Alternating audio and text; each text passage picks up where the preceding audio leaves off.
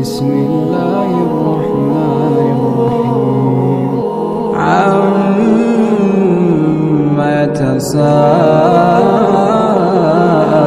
يتساءلون عن